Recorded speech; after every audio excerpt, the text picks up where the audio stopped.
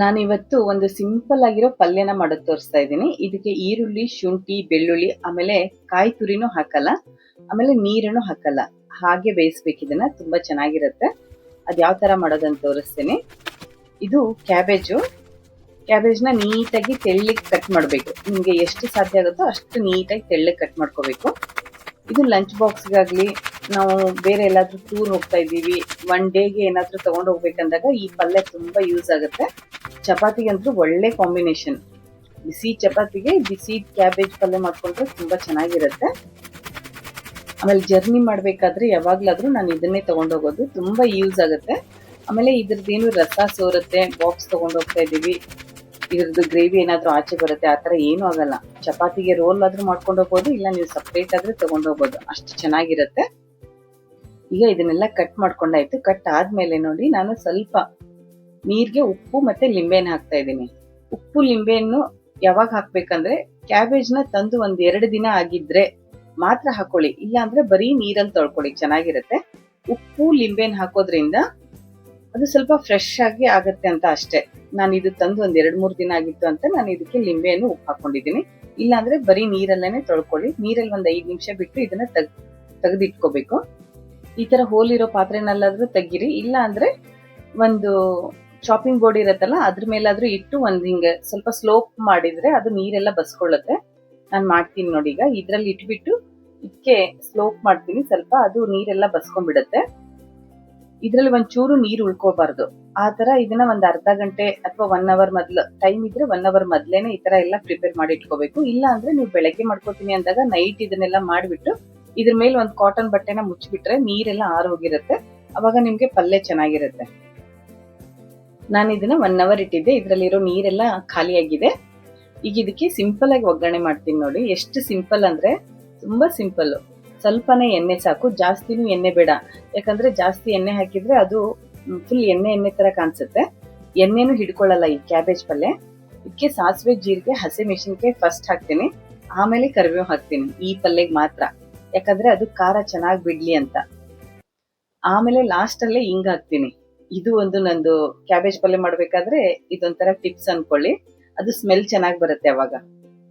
ಹಿಂಗ್ ಲಾಸ್ಟ್ ಅಲ್ಲಿ ಹಾಕ್ತಿವಲ್ಲ, ಆ ಸ್ಮೆಲ್ ಚೆನ್ನಾಗಿ ಬರುತ್ತೆ.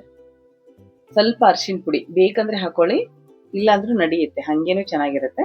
ಇದಿಷ್ಟಾದ್ಮೇಲೆ ಈ ಕ್ಯಾಬೇಜ್ ಎಣ್ಣೆಲ್ಲ ಹಾಕ್ಬಿಟ್ಟು ಇದನ್ನ ಸ್ವಲ್ಪ ಹೊತ್ತು ಚೆನ್ನಾಗಿ ಬಾಡಿಸ್ಬೇಕು. ಅದು ಒಗ್ಗರಣೆ ಇದೆಲ್ಲ ಮಿಕ್ಸ್ ಆಗೋತನ ಚೆನ್ನಾಗಿ ಬಾಡಿಸ್ಬಿಟ್ಟು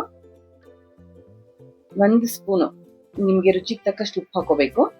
ಉಪ್ಪು ಹಾಕಿ ಮತ್ತೆ ಸ್ವಲ್ಪ ಕಲಸಿ ಇದನ್ನ ಲಿಡ್ ಕ್ಲೋಸ್ ಮಾಡಿಟ್ರೆ, ಅದೊಂದು 5 ನಿಮಿಷ ಲಿಡ್ ಕ್ಲೋಸ್ ಮಾಡಿಟ್ರೆ ಅದೆಲ್ಲ ನೀರ್ ಬಿಟ್ಕೊಳ್ಳುತ್ತೆ. ತೋರಿಸ್ತೀನಿ ನೋಡಿ. ಒಂದ್ 5 ನಿಮಿಷ ಆದ್ಮೇಲೆ ಆ ಕ್ಯಾಬೇಜ್ ಪಲ್ಯನಲ್ಲಿ ಏನ್ ನೀರಿರುತ್ತೋ ಆ ನೀರೆಲ್ಲ ಆಚೆ ಬರುತ್ತೆ. ಆ ನೀರ್ ಹೋಗೋವರ್ಗುನು ಮತ್ತೆ ಇದನ್ನ ಲಿಡ್ ಕ್ಲೋಸ್ ಮಾಡಿ ಬೇಯಿಸ್ಬೇಕು. ಒಂದ್ 15 ನಿಮಿಷ ಮತ್ತೆ ಒಂದ್ ಲಿಡ್ ಕ್ಲೋಸ್ ಮಾಡಿ ಮೀಡಿಯಂ ಫ್ಲೇಮು ಅಥವಾ ಸಿಮ್ಮಲ್ಲಿ ಇಟ್ರು ಪರವಾಗಿಲ್ಲ. ಮೀಡಿಯಂ ಫ್ಲೇಮಲ್ಲಿ ಇಟ್ರೆ ಚೆನ್ನಾಗಿರುತ್ತೆ. ಮೀಡಿಯಂ ಫ್ಲೇಮಲ್ಲಿ ಇಟ್ಬಿಟ್ಟು ಇದನ್ನ ಮತ್ತೆ ಬೇಯಿಸ್ಬೇಕು.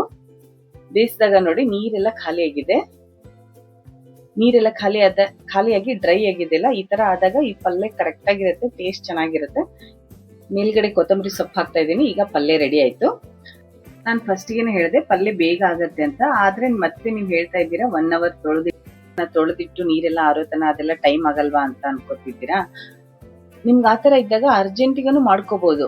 ಕಟ್ ಮಾಡ್ಬಿಟ್ಟು ತೊಳೆದು ನೀರೆಲ್ಲ ಸ್ವಲ್ಪ ತೆಗೆದು ಒಂದ್ 5 ನಿಮಿಷ ನಾನು ಹೇಳಿದ್ನಲ್ಲ ಸ್ಲೋಪ್ ಅಲ್ಲಿ ಇಡ್ಬೇಕು ಅಂತ, ಆತರ ಇಟ್ಕೊಂಡು ಮಾಡ್ಕೊಳ್ಳಿ, ಅದು ಚೆನ್ನಾಗಿರುತ್ತೆ. ಸ್ವಲ್ಪ ನೀರ್ ಇರುತ್ತಲ್ಲ, ಅದು ನೀರ್ ಫುಲ್ ಡ್ರೈ ಆಗೋವರೆಗೂ ಅದನ್ನ ಬೇಯಿಸ್ಕೊಳ್ಳಿ. ಅವಾಗ ಪಲ್ಯ ಇದೇ ತರ ಟೇಸ್ಟ್ ಬರುತ್ತೆ. ಟೈಮ್ ಇದ್ದಾಗ ಮಾತ್ರ ಸ್ವಲ್ಪ ಪ್ರಿಪೇರ್ ಮಾಡಿ ಇಟ್ಕೊಳ್ಳಿ, ಟೈಮ್ ಇಲ್ಲದೆ ಇದ್ದಾಗ ಅರ್ಜೆಂಟ್ ಆಗೇನು ಮಾಡ್ಕೊಳ್ಳಿ, ಚೆನ್ನಾಗಿರುತ್ತೆ. ನಾನಿಲ್ಲಿ 2 ಚಪಾತಿ ಮಾಡೋದು ತೋರಿಸ್ತಾ ಇದ್ದೀನಿ. ಟ್ರಯಾಂಗಲ್ ಅಲ್ಲಿ ಚಪಾತಿ ಮಾಡ್ತಾ ಇದ್ದೀನಿ. ಅದಕ್ಕೆ ಸ್ವಲ್ಪ ಕೊತ್ತಂಬರಿ ಸೊಪ್ಪು ಇತ್ತು ಅಂತ ಅದನ್ನ ಹಾಕಿದ್ದೀನಿ. ಎಷ್ಟು ಚೆನ್ನಾಗಿದೆ ಅಂದ್ರೆ ಚಪಾತಿ ನೋಡಕ್ ತುಂಬಾ ಚೆನ್ನಾಗಿ ಕಾಣಿಸ್ತಾ ಇತ್ತು. ಆಮೇಲೆ ಈ ಕ್ಯಾಬೇಜ್ ಪಲ್ಯಗೆ ಸ್ವಲ್ಪ ಚಪಾತಿನ ಕ್ರಿಸ್ಪಿ ಮಾಡಿದ್ರೆ ಟೇಸ್ಟ್ ಚೆನ್ನಾಗಿರುತ್ತೆ. ಈ ಕೊತ್ತಂಬರಿ ಸೊಪ್ಪನ್ನ ನಾನು ಚಪಾತಿ ಹಿಟ್ಟಲ್ಲಿ ಕಲ್ಸಿಲ್ಲ, ಈ ಚಪಾತಿನ ಫೋಲ್ಡ್ ಮಾಡ್ಬೇಕಾದ್ರೆ ಮೇಲ್ಗಡೆ ಸ್ವಲ್ಪನೇ ಹಾಕಿದ್ದೀನಿ. ಅದು ತುಂಬಾ ಚೆನ್ನಾಗಿ ಟೇಸ್ಟ್ ಕೊಡ್ತಾ ಇತ್ತು ಚಪಾತಿ ತಿನ್ಬೇಕಾದ್ರೂ.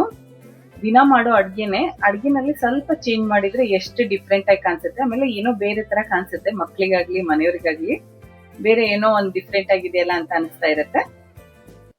ನೋಡಿ ಚಪಾತಿ ಪಲ್ಯ ಎಲ್ಲ ರೆಡಿ ಆಯ್ತು. ಒಂದ್ 5 ನಿಮಿಷ ರೆಡಿ ಆಗತ್ತೆ. ಚಪಾತಿನೂ ತೋರಿಸ್ತೀನಿ ನೋಡಿ, ಎಷ್ಟು ಚೆನ್ನಾಗಿ ಕಾಣಿಸ್ತಾ ಇದೆ. ಈ ಚಪಾತಿ ಹಿಟ್ಟಿಗೆ ಕೊತ್ತಂಬರಿ ಹಾಕ್ಬೇಕಾದ್ರೆ ಕಡ್ಡಿ ಇರಬಾರ್ದು, ಬರೀ ಅದರದ್ದು ಎಲೆ ಮಾತ್ರ ಹಾಕ್ಬೇಕು. ಈ ವಿಡಿಯೋ ಹೇಗೆ ಅನಿಸ್ತು ಅಂತ ಕಮೆಂಟ್ ಮಾಡೋದನ್ನ ಮರಿಬೇಡಿ. ನಿಮ್ಮ ಫ್ರೆಂಡ್ಸ್ ಅಂಡ್ ಫ್ಯಾಮಿಲಿ ಮೆಂಬರ್ಸ್ಗೆಲ್ಲ ಇದನ್ನ ಶೇರ್ ಮಾಡಿ. ಯಾರಾದ್ರೂ ಸಬ್ಸ್ಕ್ರೈಬ್ ಮಾಡಲೇ ವಿಡಿಯೋ ನೋಡ್ತಾ ಇದ್ರೆ ಸಬ್ಸ್ಕ್ರೈಬ್ ಮಾಡ್ಕೊಂಡು ನೋಡಿ. ಸಬ್ಸ್ಕ್ರೈಬ್ ಆದ್ಮೇಲೆ ಆಲ್ ಬಟನ್ ಪ್ರೆಸ್ ಮಾಡೋದನ್ನ ಮರಿಬೇಡಿ. Thank you.